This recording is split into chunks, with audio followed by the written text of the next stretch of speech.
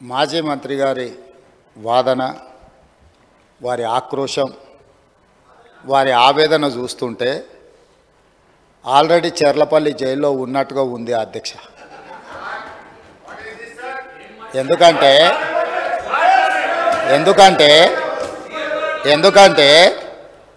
Judicial enquiry order ఇచ్చినప్పుడు judicial enquiry order ఇస్తామని మేము అనలేదు అధ్యక్ష. ఇదే సభలో మంత్రివర్యులు కోమటిరెడ్డి వెంకటరెడ్డి గారు కొన్ని అంశాలను ప్రస్తావించినప్పుడు మా నిజాయితీని మేము నిరూపించుకుంటాం, సత్యహరిశ్చంద్రుడు ఆ వంశంలోనే మేము ఉన్నాం, సత్యహరిశ్చంద్రుడు తర్వాత మా నాయకుడు చంద్రశేఖర్ రావే సత్యహరిశ్చంద్రుడు అవతారంలో కలియుగంలో జన్మించిండు, కాబట్టి మీరు ఎంక్వైరీకి ఆదేశాలు ఇవ్వండి అని చెప్పి ఆ సభ్యుడే అడిగిండు అధ్యక్ష.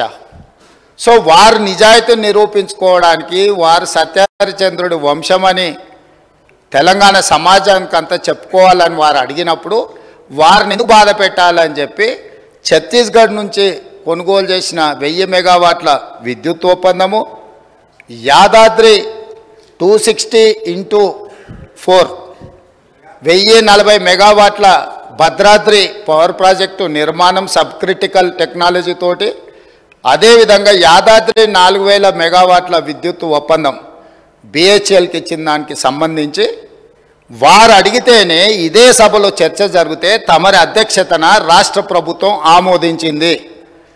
ఎప్పుడైతే మేము ఆమోదించి విచారణకు జ్యుడిషియల్ ఎంక్వైరీ కోసం చీఫ్ జస్టిస్ ఆఫ్ తెలంగాణకు లెటర్ రాస్తే సిట్టింగ్ జడ్జిలను కేటాయించలేం, రిటైర్డ్ జడ్జిలతో మీరు విచారణ చేసుకోండి అని కోర్టు నుంచి మాకు సమాచారం అందిన తర్వాత జస్టిస్ ఎల్ నరసింహారెడ్డి గారిని మేము నియమించినాం అధ్యక్ష. వారు విచారణ క్రొనలాజికల్గా చేసుకుంటూ సంబంధిత శాఖ మంత్రికి ఆనాడు, సంబంధిత ఆనాటి ముఖ్యమంత్రికి, మీరందరూ కూడా మీరు నిజాయితీ పరులు సత్యహరిశ్చంద్రులు అన్నారు కదా, కమిషన్ దగ్గరకు వచ్చి మీ వివరాలు ఇవ్వండి అని అడిగినారు అధ్యక్ష. అంటే ఒక కమిషన్ వేసిన తర్వాత కమిషన్ విచారణ చేసేటప్పుడు, కమిషన్ సమన్ చేసినప్పుడు బాధ్యత గల పౌరుడిగా, ప్రజాప్రతినిధిగా అక్కడికి వెళ్ళి తమ వాదనను, ఇక్కడ ఏదైతే వాదన వినిపించాలనుకున్నారో ఆ విచారణ కమిషన్ ముందర వెళ్ళి వీరు వాదన వినిపించిన ఉంటే నిజంగానే వాళ్ళ నిజాయితీ అంతా బయటకు వచ్చి ఉండేది కదా అధ్యక్ష. అక్కడికి వెళ్ళకుండా ఆ కమిషనే వద్దు, ఆ వ్యక్తే వద్దు, ఇవన్నీ వద్దని వాళ్ళే కోర్టుకు వెళ్ళిండ్రు. హైకోర్టు వాళ్ళ వాదనను తిరస్కరించింది. సుప్రీంకోర్టుకు వెళ్ళిండ్రు. సుప్రీంకోర్టు ఏమన్నది, విచారణ కొనసాగించాల్సిందే, విచారణని మీరు క్వాష్ చేయమని అడిగింది, అది కుదరదు, కాకపోతే మీకు అభ్యంతరం వల్ల ఆ కమిషన్ చైర్మన్గా వ్యవహరిస్తున్న వ్యక్తి పట్ల మీకు ఏమైనా అభ్యంతరాలు ఉంటే వ్యక్తిని మారుస్తున్నాము అని చెప్పి సుప్రీంకోర్టు మార్చడానికి ప్రభుత్వాన్ని కూడా అడిగింది. మీ ఆలోచన ఏందని? మాకేం ఆలోచన లేదు, ఏ వ్యక్తిని వేసినా సరే విచారణ జరగాలన్నదే ప్రభుత్వం ఆలోచన. ఖచ్చితంగా మా కోర్టు అడిగితే మేము మంచిది మారుస్తాము అని చెప్పి ఒప్పుకున్నాము. వారు కోరుకుంటున్నారు కాబట్టి ఈరోజు సాయంత్రానికల్లా ఎవరిని వేయాలో ఆ విచారణ కమిషన్కు కొత్త చైర్మన్ కూడా ఈరోజు సాయంత్రం నియమిస్తాం అధ్యక్ష. ఇక రెండవ పాయింట్, వాళ్ళేదో తెలంగాణకు విద్యుత్ వెలుగులు తెచ్చినట్టు, తద్వారా తెలంగాణ అంతా దగదగ మెరిసిపోతున్నట్టు ఇంకెంతకాలం ఊదరగొడతారు అధ్యక్ష. ఈ తెలంగాణ రాష్ట్రం, ఉమ్మడి రాష్ట్రంలో హైదరాబాద్ నగరంలో పెట్టుబడులు తీసుకురావాలని, ఈ పెట్టుబడుల ద్వారా ఈ ఆనాటి ఉమ్మడి రాష్ట్రానికి ఆదాయం పెరగాలని చంద్రబాబు నాయుడు గారు ముఖ్యమంత్రిగా ఉన్నప్పుడు 24 గంటల విద్యుత్తు ఇవ్వాలి ఈ ప్రాంతంలో అని ఒక నిర్ణయం తీసుకున్నారు. డాక్టర్ వైఎస్ రాజశేఖర రెడ్డి గారు వచ్చిన తర్వాత దాన్ని ఇంకా విస్తరించి ఐటీ కంపెనీలకు కానీ హైదరాబాదు నగరానికి కానీ ఒక్క క్షణం కూడా విద్యుత్ కోతలు ఉండడానికి వీల్లేదు అని ఆనాడు తీసుకున్న నిర్ణయాల వల్ల నిరంతర విద్యుత్తు సరఫరా జరగడం వల్ల ఐటీ కంపెనీలు, ఫార్మా కంపెనీలు, hotel industry, food industry, sports అన్నీ నగరానికి వచ్చి ఈ నగరంలో ఒక అంతర్జాతీయ ఎయిర్పోర్టు, ఒక ఔటర్ రింగ్ రోడ్డు, హైటెక్ సిటీలు రావడం వల్ల హైదరాబాద్ నగరం విశ్వనగరంగా అవతరించి ఈనాడు తెలంగాణ రాష్ట్రానికి వస్తున్న ఆదాయంలో అత్యధిక భాగము ఆనాడు కాంగ్రెస్ పార్టీ యూపీఏ 1 యూపీఏ 2లో తీసుకున్న నిర్ణయాల వల్ల ఈ నగరానికి ఆదాయం పెరిగింది. కానీ రాష్ట్ర విభజన జరిగినప్పుడు విభజన నియమావళి ప్రకారం ఆస్తులు అప్పులు జనాభా దామాష ప్రకారం పంచుకోవడానికి చట్టంలో అవకాశం ఉంది అధ్యక్ష. దాని ప్రకారమే 42% జనాభా ఉన్న తెలంగాణకు 42% అప్పులు, అదేవిధంగా 58% జనాభా ఉన్న ఆంధ్రప్రదేశ్కి 58% అప్పులు ఆస్తులు పంపకాలు జరిగినాయి. కానీ విద్యుత్తులో మధ్యప్రదేశ్ విడిపోయినప్పుడు, జార్ఖండ్ మధ్యప్రదేశ్ నుంచి విడిపోయినప్పుడు, బీహార్ మధ్యప్రదేశ్ నుంచి కొంత ప్రాంతం విడిపోయినప్పుడు స్పష్టంగా ఛత్తీస్గఢ్, జార్ఖండ్ ఇవన్నీ రాష్ట్రాలు ఏర్పడినప్పుడు ఒక సమస్యను ఎదుర్కొన్నారు. ఆనాడు దిగ్విజయ్ సింగ్ గారు ముఖ్యమంత్రిగా ఉన్నప్పుడు చట్టంలో ఉన్న అంశం ఏంటంటే విద్యుత్తు ప్రాజెక్టులు ఏ ప్రాంతంలో విద్యుత్తు ఉత్పత్తి చేసే సామర్థ్యం ఉన్నదో అవి ఆ ప్రాంతానికే ఇచ్చేసే విధానం ఉంది చట్టంలో. తద్వారా ఆనాడు మధ్యప్రదేశ్ సీరియస్ పవర్ క్రైసిస్ని ఎదుర్కొన్నది. ఉత్పత్తి చేసేటివేమో కొత్తగా ఏర్పడ్డ రాష్ట్రానికి వెళ్ళిపోయినాయి. వినియోగం మొత్తం మధ్యప్రదేశ్లో ఉండడం వల్ల చాలా తీవ్రమైన విద్యుత్తు సంక్షోభాన్ని ఎదుర్కొన్నది. అదే సందర్భంలో ఉమ్మడి రాష్ట్రంలో కిరణ్ కుమార్ రెడ్డి గారు కటెపుల పట్టుకొని మొత్తం ఇవన్నీ చెప్పిండు, విడిపోతే తెలంగాణ చీకటి అయిపోతుంది, ఎందుకంటే నియమావళి ఇట్లు ఉన్నది కాబట్టి ఇది అటు పోతుందని. అప్పుడు తక్షణమే తెలంగాణ ప్రాంతం నుంచి పార్లమెంట్ సభ్యులు ఇక్కడనే ఉన్నారు, పొన్నం ప్రభాకర్ గారు, రాజగోపాల్ రెడ్డి గారు, అదేవిధంగా వివేక్ గారు, వీళ్ళందరూ కలిసి నిజంగానే ఈ విధానం వల్ల తెలంగాణకు నష్టం జరుగుతుంది, ఈ ఉత్పత్తి చేసే సామర్థ్యం అంతా ఆంధ్రప్రదేశ్లో ఎక్కువ ఉంది, తెలంగాణలో తక్కువ ఉంది, అందుకే తెలంగాణ ఉద్యమం వచ్చింది కాబట్టి ఈ విధానంతో ముందుకు వెళ్తే తెలంగాణకు నిజంగానే చీకటి రోజులు వస్తాయి, దీన్ని సరిదిద్దాలి అని చెప్పి వీళ్ళందరూ కలిసి ఆనాడు కేంద్ర మంత్రి జైపాల్ రెడ్డి గారి దగ్గర వెళ్ళి కూర్చున్నారు అధ్యక్ష. జైపాల్ రెడ్డి గారు అప్పుడు అందరితో చర్చించి తెలంగాణలో విద్యుత్ రంగ నిపుణులతో మాట్లాడి ఏం చేస్తే బాగుంటుంది అని అంటే ఒక సవరణ తీసుకురావాలి. ఏంది? ఉత్పత్తి ప్రాతిపదికన విభజన జరగకూడదు, వినియోగం ప్రాతిపదికన విభజన జరిగినప్పుడు ఉమ్మడి రాష్ట్రంలో తెలంగాణ ప్రాంతానికి అత్యధికంగా ఏదైతే విద్యుత్ వినియోగం జరుగుతున్నదో వినియోగ ప్రాతిపదికన మనకు విభజన జరిగితే తెలంగాణకి ఎలాంటి ఇబ్బంది ఉండదు అని చెబితే హుటాహుటిన జైపాల్ రెడ్డి గారు సోనియా గాంధీ గారి దగ్గరికి, మన్మోహన్ సింగ్ గారి దగ్గరికి వెళ్ళి హైదరాబాద్తో కూడుకున్న తెలంగాణ రాష్ట్రం ఇచ్చిన మనం తెలంగాణకు విద్యుత్తు ఒకవేళ కొరత ఏర్పడితే తెలంగాణ రాష్ట్రం అభివృద్ధి కుంటుపడుతుంది, కుప్పగూలుతుంది అని చెప్పి జైపాల్ రెడ్డి గారు వెళ్ళి కన్విన్స్ చేసి రాష్ట్రం ఏర్పడిన తర్వాత స్పీకింగ్ ఆర్డర్ ఇప్పించండి అధ్యక్ష.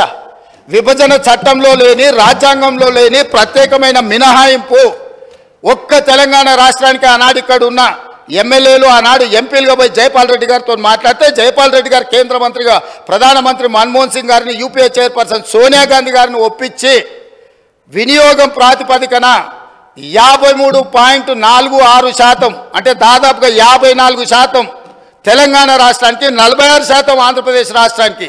వాస్తవంగా ఉత్పత్తి సామర్థ్యం ప్రకారం చూసుకుంటే 36% తెలంగాణలో ఉండే, 64% ఆంధ్రప్రదేశ్లో ఉండే. విభజన చట్టం ప్రకారం తెలంగాణకు 36% వచ్చే విధంగా, ఆంధ్రప్రదేశ్కి 64% వచ్చే విధంగా ఉంటే జైపాల్ రెడ్డి గారు తీవ్రమైన కృషి చేసి తెలంగాణ రాష్ట్రానికి 53.46% ఇప్పించి కేంద్ర ప్రభుత్వం నుంచి ఆదేశాలు ఇప్పించి ఆనాడు తెలంగాణ రాష్ట్రాన్ని చీకట్ల నుంచి కాపాడింది అధ్యక్ష. ఇక్కడ కూర్చున్న వాళ్ళు పొంకనాలు కొడుతున్నోడు ఎవడేం చేయలే. అదేవిధంగా ఆనాడు నేను తెలుగుదేశంలో ఉన్న ఎమ్మెల్యేగా ఇదే సభలో ఇక్కడనే చంద్రశేఖరరావు గారు ముఖ్యమంత్రిగా ఉంటే అక్కడ ప్రతిపక్ష నాయకుడిగా విద్యుత్తు మీద చర్చ జరిగింది. ఆనాడు సమాధానం చెప్పలేక తెలంగాణకు చీకటి రోజులని పేపర్లు కింద కొట్టి ఆనాడు స్పీకర్ గారికి ఇక్కడి నుంచి హుకుం జారీ చేసి మార్షల్స్ను పెట్టి నా నీడ్చి బయటపడేపించింది అధ్యక్ష. రికార్డులు తీయండి. 2014-15 సందర్భంగా ఆనాడు ఇదే సభలో జరిగిన చర్చలో చంద్రశేఖరరావు గారు ఏ విధంగా సభను తప్పుదో పట్టిస్తుండు, ఏ విధంగా ప్రజల్ని మభ్యపెడుతుండు, ఏ రకంగా కాంగ్రెస్ పార్టీ ఆ రోజు నేను తెలుగుదేశంలో ఉన్నా నేను స్పష్టంగా చెప్పిన ఆ రోజు రికార్డులు తీయండి అధ్యక్ష, మీరు సభను వాయిదాయండి, అవసరమైతే రికార్డులు తీద్దాం. నేను ఆ రోజు చెప్పిన సోనియా గాంధీ గారి దయ వల్ల, జైపాల్ రెడ్డి గారి కృషి వల్ల తెలంగాణ రాష్ట్రానికి విద్యుత్ సంక్షోభం నుంచి గట్టెక్కింది. నేను తెలుగుదేశం ఎమ్మెల్యేగా ఉన్నా వాస్తవాలను చెప్పాలి అని చెప్పి అక్కడి నుంచి నేను తెలుగుదేశం ఎమ్మెల్యేకి సభలో మాట్లాడితే ఈ సభ్యుడు వాళ్ళని పొగడతాడా, మార్షల్స్ని పెట్టి ఈడ్చి బయట పడేయండి, నన్ను ఈడ్చి బయట పడేపించిండు అధ్యక్ష. ఈరోజు మీ ద్వారా తెలంగాణ సమాజానికి ఈరోజు నేను చెప్పదలుచుకున్న అధ్యక్ష, ఆ రకంగా తెలంగాణ రాష్ట్రాన్ని విద్యుత్ సంక్షోభం నుంచి ఆనాడు జైపాల్ రెడ్డి గారు, సోనియా గాంధీ గారు, మన్మోహన్ సింగ్ గారు కాపాడినరు. ఆ తర్వాత ఉమ్మడి రాష్ట్రంలో తీసుకున్న నిర్ణయాల వల్ల భూపాలపల్లిలో ఉన్న 1200 మెగావాట్లు కానీ ఇతర ప్రాంతాలలో ఆనాడు ఉమ్మడి రాష్ట్రంలో ప్రారంభించిన పవర్ ప్రాజెక్టులు తెలంగాణ రాష్ట్రం వచ్చిన తర్వాత ఉత్పత్తిలోకి వచ్చినాయి. కాబట్టి అడిషనల్ పవర్ మొత్తం మనకు యాడ్ అవ్వడం వల్ల తెలంగాణలో విద్యుత్ సంక్షోభాన్ని నుంచి మనం బయటపడ్డాం అధ్యక్ష. ఇవాళ నేను సూటిగా సవాలు విసురుతున్నా. ఆనాడు 7000 చిల్లర మెగావాట్లు ఉంటే మేము 19,000 చిల్లరకి తీసుకెళ్ళినామని. ఎవరు అధ్యక్ష? వీళ్ళ తాతలు ఏమన్నా ఉత్పత్తి చేసిరా, వీళ్ళేమన్నా చేసిరా? సోలార్ పవర్ ప్రాజెక్టులో 5,600 మెగావాట్లు ఈరోజు చెప్పుకుంటారు కదా. ప్రైవేటు పెట్టుబడులు ప్రైవేట్ వాళ్ళు తీసుకొచ్చి పెట్టింది అధ్యక్ష. రాష్ట్ర ప్రభుత్వానికి అనాపైస సంబంధం లేదు. 10 సంవత్సరాలు వీళ్ళ ఏలుబడిలో సోలార్ పవర్ ఓన్లీ 1 మెగావాట్ అధ్యక్ష. సిగ్గు లేకుంటే ఇంకా కూడా మేము విద్యుత్తును ఉత్పత్తి చేసామని అబద్ధాలు చెప్పి సభను తప్పుదోవ పట్టించే ప్రయత్నం చేస్తున్నారు అధ్యక్ష. అదేవిధంగా అధ్యక్ష, ఇవాళ బిహెచ్ఎల్కు మేము నామినేషన్ పేజ్ మీద ఇచ్చినాం. గవర్నమెంట్ టు గవర్నమెంట్ ఇస్తే కమిషన్లు వస్తాయా? ఇది పద్ధతేనా? మీరు ఎక్కడ గండి కొట్టిరు, ఎక్కడ బొక్కిండ్రు, ఎక్కడ మెక్కిండ్రు మాకు తెలియదు అనుకుంటున్నారు అధ్యక్ష. మేమేం చదువుకోకుండానే ఇక్కడికి వచ్చినాం అనుకుంటురా అధ్యక్ష? బిహెచ్ఎల్కు ఉన్న కెపాసిటీ, ఎలక్ట్రోమెకానికల్ ఎక్విప్మెంట్ ఉత్పత్తి చేసే సామర్థ్యమే ఉంది. బిహెచ్ఎల్కు civil balance of plant work అంటారు. అంటే సంస్థ ఒక విద్యుత్ ఉత్పత్తి చేయాలంటే బ్రాయిలర్స్ మెకానికల్ ఎక్విప్మెంటే కాదు అధ్యక్ష, సివిల్ వర్కులు ఉంటాయి. సివిల్ వర్క్లు అంటే ప్లాంట్ను ప్రిపేర్ చేయడం కానీ, తెచ్చిన మిషన్లు ఫిట్ చేయడం కానీ, దాని కాంపౌండ్ కానీ, దాని రూఫ్ కానీ, సరే అక్కడ ఉండే ఎంప్లాయీస్ క్వార్టర్స్ కానీ, ఇవన్నీ. సో ఎప్పుడు కూడా ఈ దేశంలో ఉమ్మడి రాష్ట్రంలో ఏదైనా పవర్ ప్రాజెక్టు నిర్మాణానికి ఎలక్ట్రోమెకానికల్ ఎక్విప్మెంట్ సంబంధించిన ఉత్పత్తి కానీ లేకపోతే సరఫరా కానీ బిహెచ్ఎల్కి ఇస్తారు, లేకపోతే బిహెచ్ఎల్ లాంటి సంస్థలకు ఇస్తారు. మిగతా సివిల్ వర్కులు మొత్తం BOP balance of plant work అంటారు. అవి మిగతా కాంట్రాక్టర్లకు ఇస్తారు. వీళ్ళిద్దరు సమన్వయం చేసుకొని విద్యుత్ శాఖ అధికారులు, ఇంజనీర్ల పర్యవేక్షణలో సివిల్ వర్కులు చేసే కంపెనీ సివిల్ వర్కులు చేస్తుంది, ఎలక్ట్రోమెకానికల్ ఎక్విప్మెంట్ చేసే పని చేస్తారు. ఆ రెండింటిని కలిపి ప్రాజెక్టులు నిర్మిస్తారు అధ్యక్ష. ఇప్పటివరకు దేశంలో జరిగింది. కానీ తెలివితేటలు గల్లోళ్ళు ఎట్లయితే కొట్టేయాలనో తెలిసిన వాళ్ళు వీళ్ళు తెలివితేటలన్నీ ప్రదర్శించి G2G బిహెచ్ఎల్కి ఇస్తున్నాం అనే నెపం మీద ఏదైతే అంచనాల రేట్ల ప్రకారం వీళ్ళు డైరెక్ట్గా బిహెచ్ఎల్కి ఇచ్చారు అధ్యక్ష.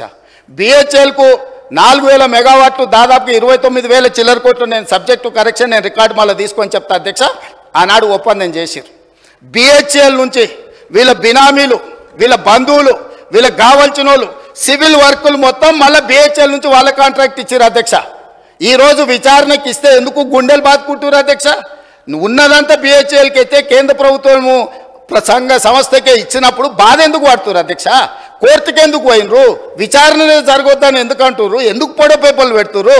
ఈరోజు బిహెచ్ఎల్ నుంచి సివిల్ వర్కులు మొత్తము ప్రైవేట్ కాంట్రాక్టర్లకు వీళ్ళ బినామీలకు ఇచ్చిండ్రు. 1,000 కోట్ల రూపాయలు ఒప్పందాలు జరిగినాయి. అందులో ఫ్రాడ్ జరిగింది. చివరికి సరఫరా చేసే కంకర కా నుంచి, ఇసుక కా నుంచి, వాచ్మెన్ల కా నుంచి వాళ్ళ పార్టీ నాయకులకు, పార్టీ ఫిరాయించిన మాజీ ఎమ్మెల్యేలకు అప్పచెప్తే కోమటిరెడ్డి వెంకటరెడ్డి గారు అక్కడికి వెళ్ళి యాదాద్రి పవర్ ప్లాంట్ విజిట్ చేసి దోపిడీ ఏ విధంగా జరుగుతుందో ఆనాడు కాంగ్రెస్ పార్టీ ఎమ్మెల్యేగా ఉన్న వ్యక్తిని బెదిరించి లేకపోతే అతనికి ఆ ఒప్పందాల పనులు అప్పచెప్పి ఏ రకంగా వీళ్ళు దోపిడీకి పాల్పడ్డారో ఈరోజు విచారణలో బయటకు వస్తుందని చెప్పి ఈరోజు ఊకదంపుడు ఉపన్యాసాలు ఇచ్చి ప్రజల్ని మభ్యపెట్టే ప్రయత్నం చేస్తున్నారు అధ్యక్ష. అదేవిధంగా అధ్యక్ష, మేము మీకు ఇక్కడ ఒక ఇది నేను చెప్పదలుచుకున్నాను అధ్యక్ష.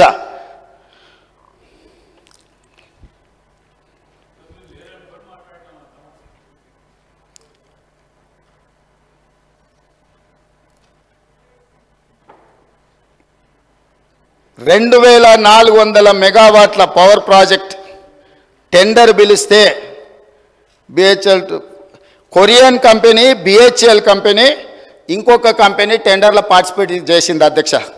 జార్ఖండ్లో 18% లెస్. సేమ్ తెలంగాణలో ఏ తారీఖు నాడైతే అంచనా రేట్లకు తెలంగాణ ప్రభుత్వం బిహెచ్ఎల్కు కాంట్రాక్ట్ ఇచ్చిందో సేమ్ సమయంలో, నేను తారీఖు కూడా మీకు చెప్తా అధ్యక్ష, 2017 అధ్యక్ష, July 18, 2017 సేమ్ సందర్భంలో జార్ఖండ్ ప్రభుత్వము క్లియర్గా 2400 మెగావాట్ల విద్యుత్ ఉత్పత్తి చేసే టెండర్ పిలిస్తే, సూపర్ క్రిటికల్ టెండర్ మీద వాళ్ళు టెండర్ పిలిస్తే BHEL, దుసాన్ అనే కొరియన్ కంపెనీ, L&T కంపెనీ 3 టెండర్ల కాంపిటీషన్లో పాల్గొన్నాయి అధ్యక్ష. ఇదే BHEL 18% లెస్ కోట్ చేసి ఆ వర్క్ తీసుకున్నది అధ్యక్ష. ఈరోజు టెండర్ జరిగితే BHEL కాంపిటీట్ చేసి జార్ఖండ్ రాష్ట్రంలో 18% లెస్లా సూపర్ క్రిటికల్ 2400 మెగావాట్ల పవర్ ప్రాజెక్టు టెండర్ అక్కడ తగ్గించుకుంటే ఇక్కడ రేట్లకు వీళ్ళు ఒప్పందం చేశారు. అంటే 18% లెస్లో తెలంగాణలో వర్కులు చేయడానికి అవకాశం ఉన్న పవర్ ప్రాజెక్టును 4000 మెగావాట్ల విద్యుత్ పవర్ ప్రాజెక్టును BHELకి అప్పచెప్పి ఏం చెప్పిండ్రు అధ్యక్ష? ఆ రోజు 2.5 సంవత్సరాలలో తెలంగాణలో విద్యుత్ ఉత్పత్తి చేసేది ఉన్నది కాబట్టి మేము BHELకి ఇచ్చినామన్నారు. 9 ఏళ్ళు అయింది అధ్యక్ష టెండర్ ఇచ్చి. 9 ఏళ్ళు అయినా ఇంతవరకు ఉత్పత్తి మొదలు కాలేదు అధ్యక్ష. ఆనాడు 7 కోట్లకు పర్ మెగావాట్ విద్యుత్ ఉత్పత్తి చేస్తామని ఒప్పందం చేస్తే ఇవాళ 10 కోట్ల రూపాయలకు పెరిగింది అధ్యక్ష అంచనా. కొన్ని వేల కోట్ల రూపాయల కుంభకోణం జరిగింది. కుంభకోణానికి కారణం అక్కడ మాట్లాడేటైనా వాళ్ళ గురువు గారు దోపిడీకి ఏ విధంగా మొత్తం రాష్ట్రాన్ని జొర్రేయచ్చో, ఏ విధంగా దోసుకోవచ్చో వీళ్ళు చేసిన ప్రయత్నాలను, అది జార్ఖండ్ ఛత్తీస్గఢ్ నుంచి పవర్ పర్చేజ్ అగ్రిమెంట్లో జరిగిందేంది, భద్రాద్రిలో సబ్ క్రిటికల్ టెక్నాలజీ, గుజరాత్కు సంబంధించిన ఇండియా బుల్ అనే కంపెనీ సబ్ క్రిటికల్ టెక్నాలజీతోని 1000 మెగావాట్స్కు పర్చేజ్ అగ్రిమెంట్ ఇచ్చింది అధ్యక్ష BHELకు. ఆ తర్వాత 2011లో కేంద్ర ప్రభుత్వం ఒక యాక్ట్ తీసుకొచ్చింది, పార్లమెంటులో అమెండ్ చేసి 2013 సంవత్సరం లోపల దేశంలో ఉన్న అన్ని సబ్ క్రిటికల్ టెక్నాలజీ పవర్ ప్రాజెక్టులను అన్నిటిని కూడా సూపర్ క్రిటికల్కు మార్చుకోవాలి. కొత్తగా నిర్మాణం చేయబోయే ప్రాజెక్టులు కూడా super critical technology. Sub critical technology అంటే నేను సింపుల్గా చెప్పదలుచుకున్నా అధ్యక్ష, సబ్ క్రిటికల్లో నువ్వు బొగ్గు పోసి ఉత్పత్తి చేస్తే బూడిద బొచ్చడు వస్తుంది, విద్యుత్ తక్కువ వస్తుంది అధ్యక్ష, కాలుష్యం ఎక్కువ వస్తుంది అధ్యక్ష. సో కాలుష్యాన్ని నియంత్రించడానికి, విద్యుత్ ఉత్పత్తి సామర్థ్యాన్ని పెంచడానికి, బూడిదను తగ్గించడానికి ఆ కాలం జల్లిన సబ్ క్రిటికల్ టెక్నాలజీని ఆపేసి సూపర్ క్రిటికల్లో బూడిద తక్కువ, విద్యుత్ ఎక్కువ, కాలుష్యం నియంత్రించవచ్చని సూపర్ క్రిటికల్కి వెళ్ళమని మన్మోహన్ సింగ్ గారు కేంద్ర ప్రభుత్వం చట్టం తీసుకొచ్చింది. చట్టం తీసుకొచ్చి కట్ ఆఫ్ డేట్ కూడా ఇచ్చింది. 2011లో చట్టాన్ని చేసినప్పుడు 2013 ఆఖరి వరకు ఇవన్నీ కూడా మార్చాలి కొత్తయని. ఈ పీరియడ్లో ఇండియా బుల్స్ అనే గుజరాత్ కంపెనీ BHELకి పర్చేజ్ ఆర్డర్ ఇచ్చి కొనుగోలు చేసినాక యాక్ట్ మారింది. యాక్ట్ మారినాక వాళ్ళు అక్కడ ప్రారంభించలేకపోయారు, అది అక్కడ ఉండిపోయింది. వాళ్ళు వెనక్కి వెళ్ళి BHELను మేము కట్టిన పైసలు మాకు వాపస్ ఇవ్వండి అని అడిగారు. అప్పుడు BHEL ఏమన్నది, మీరు పర్చేజ్ ఆర్డర్ ఇచ్చిండ్రు, మేము ఆల్రెడీ మిషన్లు తయారు చేసి ఆడ పెట్టినాం, ఇప్పుడు మీ డబ్బులు మీకు వెనక్కి ఇవ్వడానికి లేదు, మిగతా బ్యాలెన్స్ కూడా మాకు కట్టాల్సిందని వాళ్ళు అన్నారు.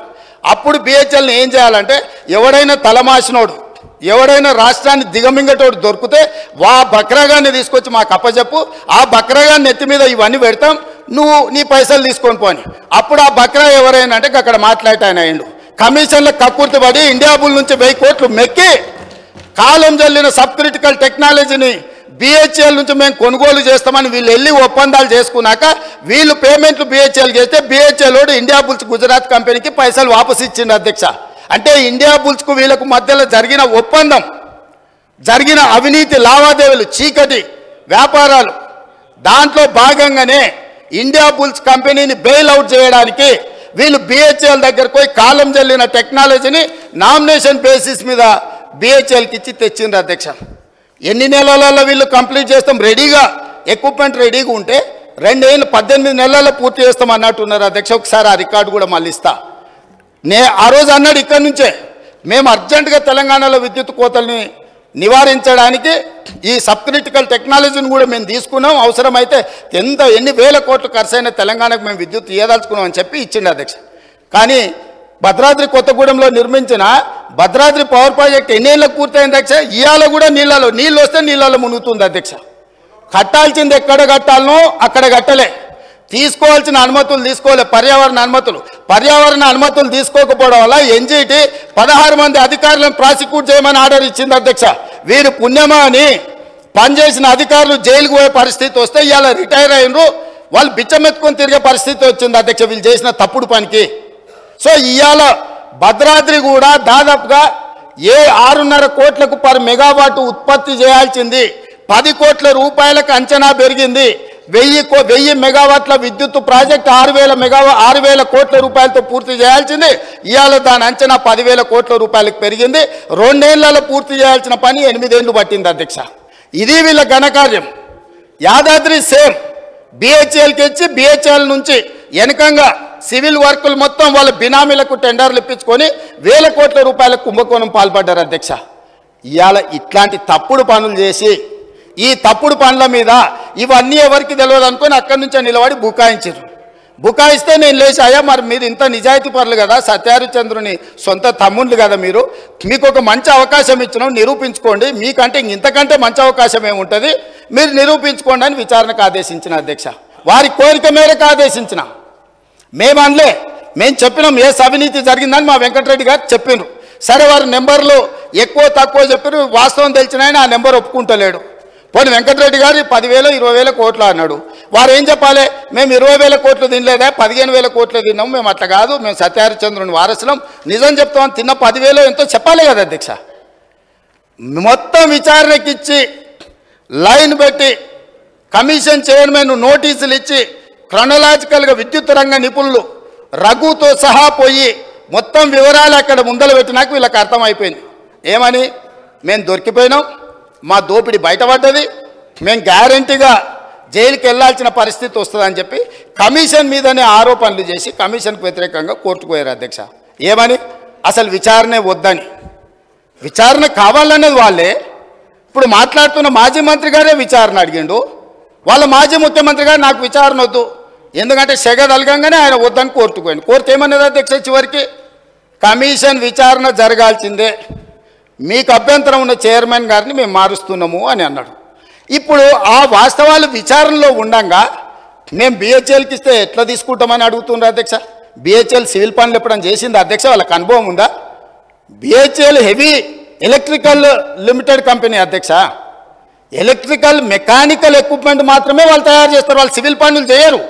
ఎప్పుడు కూడా ఏ పవర్ ప్రాజెక్ట్ కూడా బీఓపీ అంటారు. నేను మళ్ళీ చెప్తున్నా అధ్యక్ష, balance of plant work, civil వర్క్లు మొత్తం టెండర్లు పిలుస్తారు. వీళ్ళ తెలివితేటలంతా ఇక్కడనే ప్రదర్శించారు అధ్యక్ష. మొత్తం గంపగుత్తగా బిహెచ్ఎల్కి ఇచ్చారు, బిహెచ్ఎల్ నుంచి మళ్ళీ టెండర్లు పిలిచేసి యాజ్ ఇట్ ఈజ్ ఎస్టిమేటెడ్ రేట్లతోని 18% లెస్సులో కాంపిటీషన్ చేసిన బిహెచ్ఎల్కు అంచనా రేట్లకు ఇచ్చారు.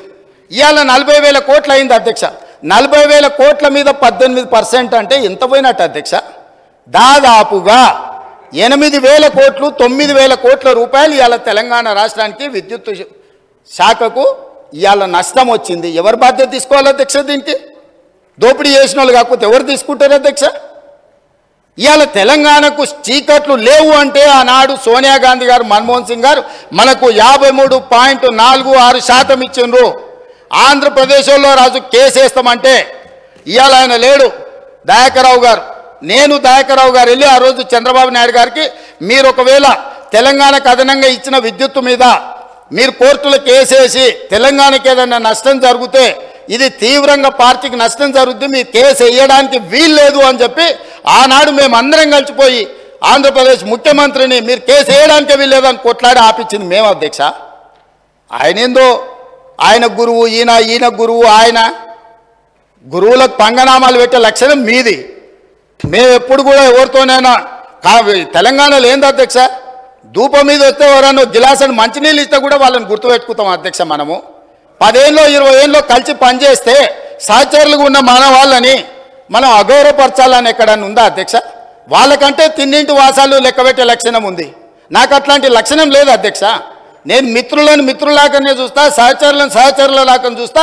పెద్దవాళ్ళని గౌరవించే సంస్కారం మా తల్లిదండ్రులు మాకు నేర్పినరు. మీలాగా ఎవరు అవకాశాలు ఇస్తే ఏ ఇంట్లో మీకు భోజనం పెడితే ఆ ఇంటి వాసాలే లెక్క పెట్టి ఆ ఇంటికే నిప్పు పెట్టే ఆలోచన మీకుంటుంది అధ్యక్ష. అది మీ లక్షణం, మీ బ్లడ్లు ఉంది, మీ డిఎన్ఏనే అది. ఎవరు నమ్మితే వాళ్ళను మోసం చేసే లక్షణం మీది.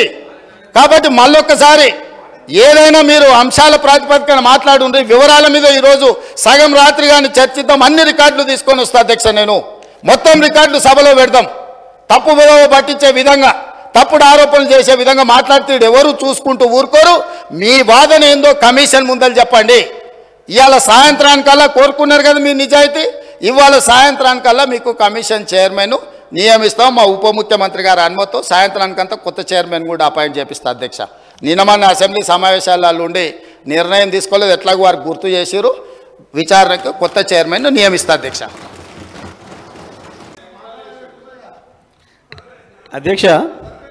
అధ్యక్ష ఇప్పుడు వారు మాట్లాడేదానికి ప్రత్యక్షానికి నేను మాట్లాడతా. ఈ సమయాన్ని నా జనరల్ సమయం తీసేయండి. ఆయన ఉక్రోషం ఏందో నా ఉక్రోషం ఏందో ప్రజలు చూసిరు వాళ్ళ రాష్ట్రంలో. ఎందుకు అంతగానో ఆవేశపడ్డాడో, ఎందుకు మళ్ళీ జైలు జీవితం గుర్తు చేసుకుంటున్నాడో. చెర్లపల్లి జైలు జీవితం వారికి అనుభవం కాబట్టి మళ్ళీ మళ్ళీ గుర్తు చేసుకుంటున్నట్టున్నాడు పాపం. మళ్ళీ ఎట్లా గాడికే వస్తా అనుకుంటున్నాడేమో, మళ్ళీ అక్కడికే వస్తా అనుకుంటున్నా గుర్తు చేసుకుంటున్నాడు. అధ్యక్ష మా జ్ఞాపకాలు మాకుంటాయి, వారి జ్ఞాపకాలు మాకుంటాయి. నాకు కూడా చెంచల్గూడ జైలు గుర్తుంది అధ్యక్ష. నాకు కూడా మీరాగరిగా నేను చెప్తా కానీ వాళ్ళందరికీ నాకు కూడా చెంచల్గూడ గుర్తుంది అధ్యక్ష. ఎందుకంటే తెలంగాణ ఉద్యమం కొరకు జైలు పోయిన అనుభవాలు. ఆయనకు చెర్లపల్లె గుర్తుంటుంది అధ్యక్ష, ఆయనకు అదే గుర్తుంటుంది అధ్యక్ష. పాపం మళ్ళీ యాద్ చేసుకుంటున్నాడు అధ్యక్ష. ఎంత క్రోషంగా మాట్లాడిండు, ఎందుకు కూర్చోరాదు, ఎందుకు లేదు అధ్యక్ష వారు గొప్పలు చెప్తారు. సూర్యాపేట రైస్ మిల్లులో దొంగతనం చేస్తే సూర్యాపేట మిల్లర్స్ పట్టుకొని సూర్యాపేట రైస్ మిల్లులో ఎవరిని చెట్టుకు కట్టేసిరో కూడా సూర్యాపేట చిన్న పిల్లగాన్ని నిక్కరేసుకున్న పిల్లగాన్ని అడిగినా చెప్తారు అధ్యక్ష. మిగతా వివరాలు మా వెంకటరెడ్డి గారికి ఒక 2 నిమిషాలు సమయం ఇస్తే వాళ్ళది ఎంత గొప్ప చరిత్రను ఎప్పుడెప్పుడు ఏమేం చేసిరో తాతలు ముత్తాతల నుంచి మొత్తం లెక్క చెప్తాడు అధ్యక్ష.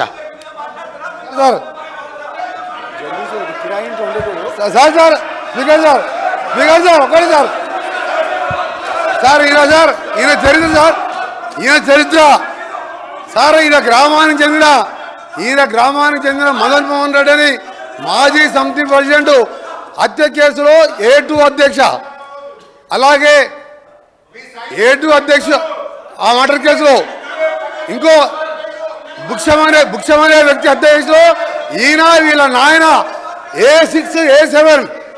ఆ తర్వాత రామిరెడ్డి హత్య కేసులో A3గా ఉండి తడిపారు చేసిన మా జిల్లాకి వెళ్ళి 1 సంవత్సరం పాటు బహిష్కరించాడు. పోతూ ఈ మర్డర్లు చేసి దోసపాటి గోపాల్ ఇదే అసెంబ్లీలో ఎక్స్ఎమ్మెల్యేగా ఉండే ఆ పెట్రోల్ బంకులో 1,80,000 రూపాయలు దొంగతనం చేస్తే ఆ కేసులో ముద్దాయి అధ్యక్ష. ఇంకొకటి రామారావు గారు ఎన్టీ రామారావు ముఖ్యమంత్రిగా ఉన్నప్పుడు ఎక్సైజ్ ప్రొవిజన్ పెడితే దొంగ మందు కర్ణాటక వెళ్ళి మందు తీసుకొచ్చి పట్టుబడితే మిర్యాలగూడ పోలీస్ స్టేషన్లో ఇప్పటికీ కేసు ఉన్నది అధ్యక్ష. ఈయన కేసులు చెప్తే తప్ప ఈయన గురించి మాట్లాడితే మా గౌరవం పోతుంది అధ్యక్ష. అందుకనే జగదీష్ రెడ్డి గారు మీరు మీ చరిత్ర చెప్పాలంటే మీరు ఒక చరిత్ర కాదు, ఆయన అంటే ఉద్యమాలు చేశాడు. సార్ ఒక నిమిషం, మీరు ఎందుకే భయపడుతున్నారు అని ఆయన చరిత్ర చెప్తే భయపడుతున్నారు. ఆయన చరిత్ర చెప్తే భయపడదు సార్. ఆయన తెలంగాణ ఉద్యమం చేసిందంట. దొంగతనాలు, కిరాయి హత్యలు దొంగతనాలు తప్ప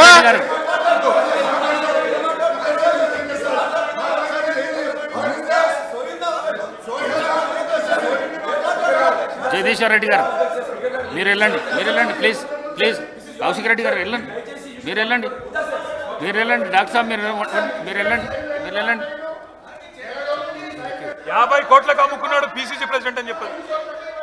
50 కోట్లకు పిసిసి ప్రెసిడెంట్ అమ్ముకున్నాడు. 50 కోట్లకు పిసిసి ప్రెసిడెంట్. జగదీశ్వర్ రెడ్డి గారు దయచేసి అధ్యక్ష జగదీశ్వర్ రెడ్డి గారు ఆయన మాట్లాడిన ప్రతి అక్షరం రికార్డు నుంచి తీసేయాలి మీరు దయచేసి. లేదు నేను కట్టుబడినా సార్, ఒక్కటే నిమిషం నేను చెప్తున్నా. లేదు నేను ఛాలెంజ్ చేస్తా ఉన్నా.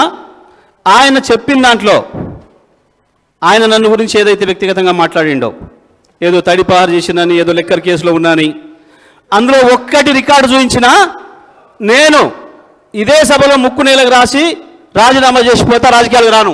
ఆయన ముఖ్యమంత్రి ఇద్దరు చేయాలి, ముక్కు నేలకు రాయాలి, రాజీనామా చేయాలి ఇద్దరు. ఒకటి నిరూపించకపోయినా నేను దానికి సిద్ధంగా ఉన్నా. మరొకసారి చెప్తున్నా, ఆయన మాట్లాడిన దాంట్లో ఒక్క దాంట్లోనైనా నిరూపించకపోతే ఆయన ముఖ్యమంత్రి ఆయన ఇద్దరు ముక్కు నెలకు రాసి రాజీనామా చేసిపోవాలి రాజకీయాల నుంచి. నేను అడుగున్నా దీని మీద నిలబడాలి అధ్యక్ష, దీని మీద నిలబడాలని చెప్తా ఉన్నా. అయితేనేమో రికార్డు నుంచి తీసేయండి ఈ చెత్తగాళ్ళ మాటల్ని, చెత్త మాటల్ని. లేదు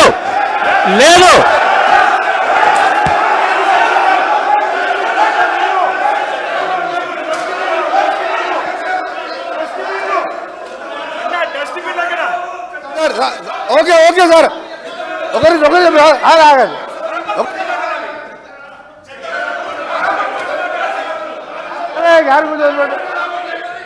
సార్ మా గౌరవ సభ్యుడు చెప్పినట్టు నేను చెప్పిన మర్డర్ కేసులలో అతని పేరు 16 నేను చెప్పినట్టు మర్డర్ కేసులలో ఆయన కోర్టు చుట్టూ 16 సంవత్సరాలు తిరిగిండా లేదా కోర్టు రికార్డులో ఉంటుంది. రెండవది దోసపాటి గోపాల్ అనే మాజీ శాసనసభ్యుడు బంకులో దొంగతనం కేసు, అలాగే దొంగ మందు అందరూ నేను ఆయన ఛాలెంజ్కు సిద్ధం చేస్తున్నా. ఇది నిరూపిస్తా, లేకపోతే నా మంత్రి పదవికి ఎమ్మెల్యేకి రాజీనామా చేసి బయటికి వెళ్ళిపోతున్నా. ఛాలెంజ్ చేస్తున్నా, రికార్డు ఆపేయండి మీరు సార్ మా స్పీకర్ సార్, మీరు అర్జెంట్ చేయండి. మీరు నల్గొండ ఎస్పీకి వెళ్ళి రికార్డు తెప్పించుకోండి, హైకోర్టుకి వెళ్ళి తెప్పించుకోండి. 16 సంవత్సరాలు కోర్టు చుట్టూ తిరిగినా 2006లో కేసులు కొట్టేసి మర్డర్ కేసులు ఈయన న్యాయమే. నేను ఆయన ఛాలెంజ్కి సిద్ధంగా చెప్తున్నాను, రాజీనామా చేస్తా మంత్రి పదవికి ఎమ్మెల్యే. నువ్వు ఇక మొన్న గెలిచిన 2000 3000తో గెలిచినావు, నీ జీవితంలో రావు, నువ్వు మళ్ళీ చదువుకు నీ ఛాలెంజ్ నేను ఒప్పుకుంటున్నా. ఆ రికార్డు తెప్పియండి. జగదీశ్వర్ రెడ్డి గారు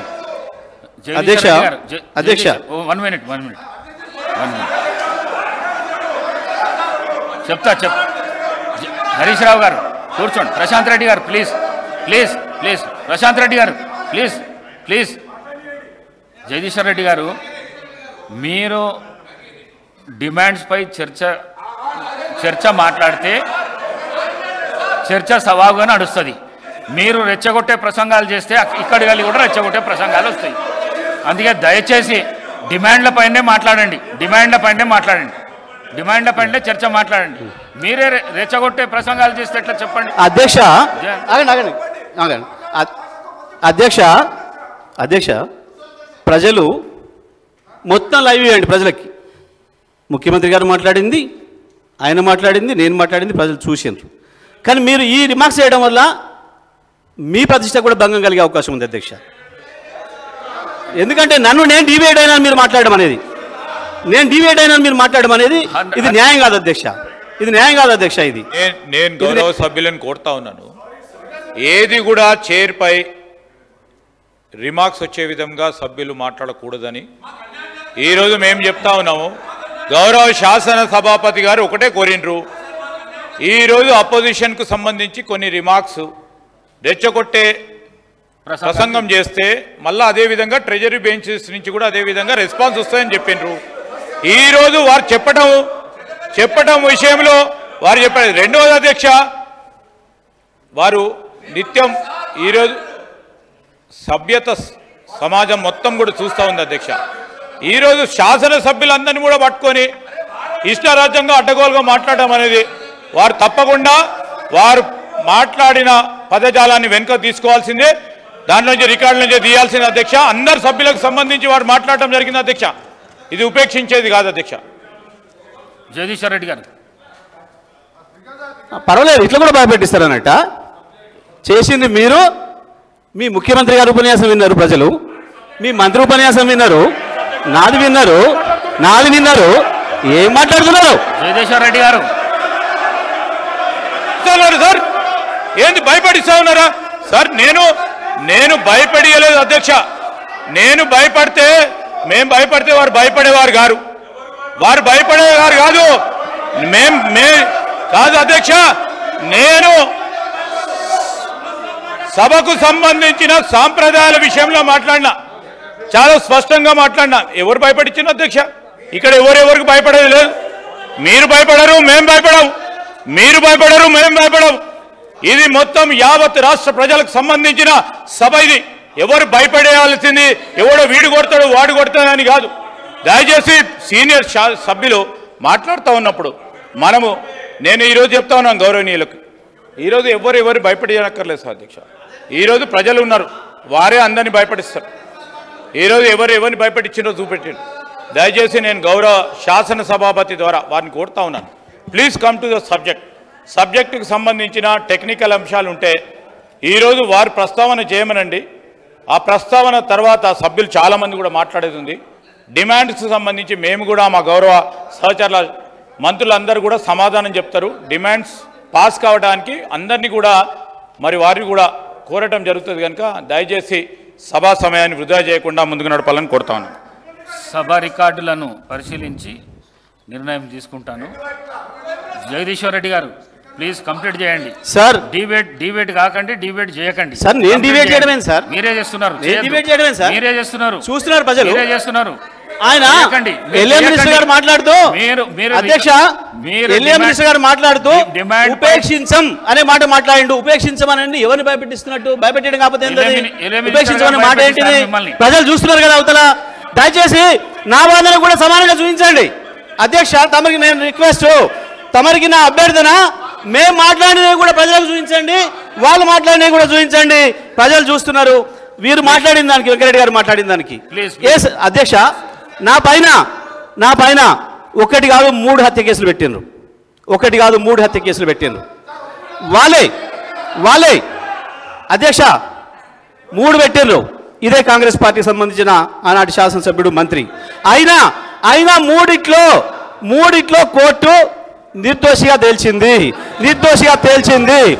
ఇది తప్ప ఆ తర్వాత తెలంగాణ ఉద్యమ సందర్భంగా వచ్చిన కేసులు తప్ప ఇంకా ఒక్క కేసు నా మీద ఉన్నా.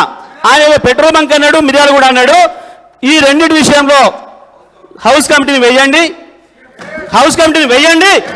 నేను ఆయన ముఖ్యమంత్రి చేసే ఆరోపణలు కానీ ఈయన ఆరోపణల మీద నేను నిలబడి ఉన్నా. ఇప్పటి కూడా చెప్తున్నా, వాళ్ళు ఈయన చెప్పిన రెండిట్లో ఒక్కటి లేకపోయినా నేను ఇక్కడ ఉన్నా, ఒక్కటి నిరూపితమైన ఇక్కడి నుంచి అక్కడికి మీ టేబుల్ కనుక ముక్కు నీళ్ళకి రేసి రాజీనామా చేస్తే వాళ్ళిద్దరు కూడా పనిచేయాలి. ముఖ్యమంత్రి అండ్ కోమటిరెడ్డి వెంకరెడ్డి ఇద్దరు కూడా పనిచేయాలి. హౌస్ కమిటీ వేయండి ప్లీజ్. మొత్తాన్ని కలిసి తొలగించండి. నేను చెప్తాను దయచేసి, ఇది మంచి పద్ధతి కాదు. కంప్లీట్ చేయండి అధ్యక్ష. నేను మాట్లాడిన మాటలో దయచేసి మరి మీ వాళ్ళు ఎంతవరకు చూపించారో మాకు తెలియదు, మా అన్ని కట్ చేస్తున్నారు ఓకే, కానీ నేను చూపించింది కనుక బయట మొత్తం ప్రజలకు చూపిస్తే నేను మాట్లాడిన దాంట్లో ఒక అక్షరం ఎక్కడైనా తప్పు ఉందా? ఎందుకు ముఖ్యమంత్రి భుజాలు నడుపుకున్నాడు అంత ఆవేశంగా ఉడుకొచ్చిండు బయట నుంచి? దొరికిపోయింది కాబట్టే, మీ దొంగతనం దొరికిపోయింది కాబట్టే భయపడ్డారు తప్ప నేను చెప్పిన ఎస్ మా సారు మా నాయకుడు కేసీఆర్ హరిశ్చంద్రుడే. మీరు అలా సంచులు మోసే చంద్రుడు, వాడు చంద్రుడి సంచులు మోసి జైలు పోయింది నువ్వు. మా నాయకుడు హరిశ్చంద్రుడే. దానిపైన నేను దయచేసి చెప్తా ఉన్నాం అధ్యక్ష. ఇప్పుడు వివిధ సబ్జెక్టుకు సంబంధించిన అంశాలు వస్తే దానిపైన కూడా చర్చ పెట్టని మాట్లాడతాం. కానీ ఈరోజు డిమాండ్ సంబంధించింది మరొకసారి గౌరవ సభ్యులను కోరుతా ఉన్నాం. మరొకసారి గవర్నమెంట్ పరంగా ఉన్న డిమాండ్స్ సంబంధించి వారి సహకారాన్ని కూడా కోరి చెప్తే మిగతా అంశాలపై సబ్జెక్ట్ వేరే మాట్లాడదామంటే వేరే రూపంలో రండి మాట్లాడదాం, దానిపైన కూడా చర్చ చేద్దాం. కానీ ఈరోజు స్పెసిఫిక్గా పవర్కు సంబంధించి ఈ డిమాండ్ సంబంధించి ఫినాన్స్ డిపార్ట్మెంట్ సంబంధించిన డిమాండ్స్ ఉన్నాయి. వారు ముందట ఉన్నప్పుడు సబ్జెక్ట్ మీ దగ్గర ఉంటే సబ్జెక్ట్ పరంగా మాట్లాడండి. సబ్జెక్ట్ లేదు ఇదే విధంగా మాట్లాడదాం అంటే మాట్లాడదాం. దయచేసి జగదీశ్వర్ రెడ్డి గారు ప్రసంగాలు వద్దు, సబ్జెక్టు మాట్లాడండి ప్లీజ్ సార్. డిబేట్ కాకండి, దయచేసి డిబేట్ కాకండి సార్. అధ్యక్షుల వారికి నా విజ్ఞప్తిని దండం పెట్టి చెప్తాను మీకు. నేను మాట్లాడింది ఒక అక్షరం సబ్జెక్ట్ ఎక్కడైనా డిబేట్ అయిందా? ముఖ్యమంత్రి వచ్చే వరకు ఈ సభలోకి ముఖ్యమంత్రి వచ్చాక డిబేట్ చేసిండా? నేను డిబేట్ చేసినా? చూపించండి ప్రజలకు మొత్తం. నాది చూపించండి, ఆయన ఆవేశాన్ని చూపించండి, ఆయనకు తోడుగా తందానన్న ఈయన మాటను చూపించండి. మొత్తం రాష్ట్ర ప్రజలు చూస్తున్నారు. దయచేసి మొత్తం ప్రతి అక్షరం కూడా పోవాలి ప్రజలకని చెప్తా ఉన్నా. నేను తమకు విజ్ఞప్తి చేస్తా ఉన్నా అధ్యక్ష. సార్ తీస్తే ముఖ్యమంత్రి గారు మాట్లాడింది ఈయన మాట్లాడింది అక్షరం లేకుండా సభ నుంచి తీసేయండి. లేదంటే దాని మీద మాట్లాడాల్సిన అవసరం ఉంటుంది తప్పకుండా. దానికి ప్రతి అక్షరానికి నేను సమాధానం చెప్పుకోవాల్సిన అవసరం ఉంది. ఈ రాష్ట్ర ప్రజలు ఆయన చూసారు, నాది కూడా చూడాలి, నా సమాధానం కూడా చూడాలి. మరి దయచేసి మీరు అనుమతిస్తేనే మాట్లాడతాను. ఎందుకంటే సభకు అధ్యక్షులు మీరు కాబట్టి మీరు అనుమతిస్తే మాట్లాడతా తప్ప లేకపోతే నేను మాట్లాడలేను. ఎందుకంటే అధ్యక్ష ఇవాళ మాకు ఇక్కడ దూరుడు అక్కడ దూరుడు అలవాట్లేదు అధ్యక్ష. ఈ ఇండియా బుల్స్ ఏందో అమెరికా బుల్స్ ఏందో, ఈ బుల్స్లలో దూరుడు, యాడ్ కమిషన్లు దొరికితే తిరుగుడు, ఇక్కడ ఎవరు బ్లాక్మెయిల్ చేసుడు మాకు తెలియదు అధ్యక్ష. ఆ ఇండియా ఎక్కడనో ఆ బుల్స్ ఎక్కడనో మాకు తెలియదు. వారే పట్టుకొచ్చారు, మరి వాళ్ళ దగ్గర వీరెందుకు పోయినరో దేనికి దొరికిందో ఆ బుల్సో నీళ్లకు అది ఆయనకే ఎరక అధ్యక్ష, సీఎం గారికి ఎరక. ఆ బుల్స్ ఎక్కడ ఉన్నాయో మాకు తెలియదు. ఈ బుల్స్ చోటికి మేము ఎప్పుడు పోం, మాకు అలవాటు లేదు అధ్యక్ష, మాకు అలవాటు లేదు. ఇక కేసీఆర్ గురించి వీళ్ళు మాట్లాడతారు. కేసీఆర్ కాలు గోడి సరిపోతారు అధ్యక్ష వీళ్ళు. తెలంగాణ శ్రీ కె వెంకటరామరెడ్డి గారు, శ్రీ కె వెంకటరామరెడ్డి గారు బీజేపీ,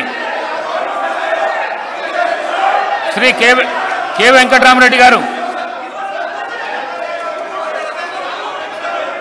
నేను ప్రసంగాలు చేయొద్దు అని చెప్పిన, చర్చ చేయమన్నా అయిపోయింది, అది క్లోజ్ అయిపోయింది. మళ్ళీ దాన్ని డివైడ్ చేయొద్దు అంటున్నా నేను మళ్ళీ డివైడ్ చేయొద్దు, చర్చకు రండి అని చెప్తున్నా. చర్చ ఇచ్చిండు, సమాధానం ఇచ్చినాక కూడా మళ్ళీ ఎందుకు సభను గందరగోళపరచనికేనా? మాట్లాడమని, చర్చ మాట్లాడమనండి. జగదీశ్వర్ రెడ్డి గారు సార్ దయచేసి డిమాండ్స్ పై చర్చ చేయండి, డివేట్ కాదండి సార్. అయిపోయింది. దయచేసి నేను మీకు మళ్ళీ 100 సార్లు దండం పెడుతున్నా. ఆయన వ్యక్తిగతంగా మాట్లాడిన కేసీఆర్ గారి గురించి మాట్లాడిన తీసేయండి, నేను దాని మీద వదిలేస్తా. తప్పకుండా మీరు తీసేస్తాను మాట ఇవ్వండి, నేను ఒప్పుకుంటా. కేసీఆర్ గురించి ముఖ్యమంత్రి మాట్లాడి తీసేయండి. సభా రికార్డులను పరిశీలించి తప్పకుండా తొలగించే ప్రయత్నం చేస్తా. సార్ మీరు హౌస్ ఆర్డర్లు పెడితే మాట్లాడతా, మీరు ఆర్డర్లు పెడితే మాట్లాడతా. నేను ఆర్డర్లో సార్ నేను మీరు హౌస్ ఆర్డర్ పెడితే మాట్లాడతా. అధ్యక్ష, నేను ఇప్పటి వరకు శాసనసభలో ఎప్పుడు కూడా ఒక అక్షరం కూడా డిబేట్ మేము మాట్లాడలేదు. ఈనాడు కాదు, ఇంతకుముందు కూడా ఏనాడు కూడా, గతంలో నాకు ఇచ్చిన అవకాశం ఇచ్చినాడు కూడా. కానీ నేను సబ్జెక్ట్ మాట్లాడుకుంటూ పోతుంటే ఎక్కడి నుంచో ఎందుకో ఆవేశంగా ఉరికొచ్చి, అధ్యక్ష ఆర్డర్లు పెడతారా బెటరా? ఆర్డర్లు పెట్టండి అధ్యక్ష, వాళ్ళను విప్లైన ఆర్డర్లు పెట్టండి ఫస్ట్. చర్చ చేయండి. నేను దాని మీద మాట్లాడుతున్నా, నేను సబ్జెక్టే పోతున్నా, అధ్యక్ష నేను సబ్జెక్ట్కే పోతున్నా. వాళ్ళు కూర్చోబెట్టండి. మళ్ళీ ప్రసంగం చేయకండి. అరే చర్చ చేయండి. వాళ్ళు చెప్పింది మీరు చెప్పింది మాట్లాడాలి సార్. చర్చ చేయండి సార్. మరి వేరే వాళ్ళు రాసిస్తే చదవాలా? మేము మాకేం అర్థం కావట్లేదు సార్. మా మీద బురద చల్లి పోతాం ఇట్లే మా మందబలంతో అంటే ఎట్లా సార్? మరిగా సభ నడుపుకోవాలనుకుంటే, మేము ఉండాలనుకుంటే మాకు అవకాశం ఇస్తే మాట్లాడతాం. లేదు వద్దని మీరు అనుకుంటే మేమేం చేయగలిగింది లేదు అధ్యక్ష. అధ్యక్ష ఎట్లా ఇస్తారండి అధ్యక్ష? మీరు మధ్యలో ఒకటే మాట, నేను అధ్యక్ష ప్రజలకు పోతుంది ఇవాళ, ప్రజలు చూస్తున్నారు అధ్యక్ష. మీరు వెంకటరెడ్డి గారు ఏ సబ్జెక్ట్ మాట్లాడారు అధ్యక్ష? ఏ సబ్జెక్ట్ మాట్లాడండి వెంకటరెడ్డి గారు? చూసారు కదా ప్రజలు. మరి మీరు తమరు కూడా చెప్పాలి కదా. వాళ్ళని ఇష్టం వచ్చినట్టు తిట్టడానికి వాళ్ళ చేతికి ఏమో గొడ్డలు ఇచ్చి మమ్మల్ని నరకమంటారు, మమ్మల్ని మాత్రం బేడీలు వేసేసి మేము చెప్పిందే మాట్లాడమంటే ఇదేం న్యాయం అయితే అధ్యక్ష? ప్రజలు చూస్తున్నారు. దయచేసి మరి సభ హుందాతనాన్ని కూడా కాపాడుకోవాల్సిన అధ్యక్ష బాధ్యత ఉంది అధ్యక్ష మన అందరికీ. చూసిన మాట చేసిన మాటలు విద్యుత్ విషయం ఒకటి ఉందా మా అధ్యక్ష? వెంకరెడ్డి మాట్లాడిన దాంట్లో మరి నేను ఏమని మాట్లాడాలి అధ్యక్ష? మరి ఇప్పుడు ఆయన చేసిన ఇష్టం వచ్చిన ఆరోపణలు ప్రజలకు వెళ్ళిపోవాలి అధ్యక్ష, ఇదే పద్ధత? ఇట్లయితే సభ హుందాతనం నిలబడుతుంది అధ్యక్ష. తమని నేను అడిగినా మొత్తం అక్షరం లేకుండా దీంట్లో తీసేయండి అని అడిగినా, తీస్తారా తీయరా తమరు చెప్పలే. హౌస్ కమిటీ ఏమని అడిగినా దానిపైన కూడా సమాధానం లేదు. అది చెప్పండి అధ్యక్ష. జగదీశ్వర్ రెడ్డి గారు సార్, మీరు చైర్ను ప్రశ్నించొద్దని ఇంతకు ముందు చైర్ను ప్రశ్నించడం కాదు కదా రిక్వెస్ట్ సార్. చైర్ అభ్యర్థిస్తున్నా అని చెప్పిన, దండం పెట్టి అభ్యర్థిస్తున్నా అని చెప్పిన, నేను దండం పెట్టి అభ్యర్థిస్తున్నా అని చెప్పిన, నేను చైర్ మీద ఆరోపణ చెప్పినా నేను. అయినా మీరు చెప్పలేదంటే నేను నా సభలనే మీరు ఈ విధంగా మాట్లాడితే ఎట్లా?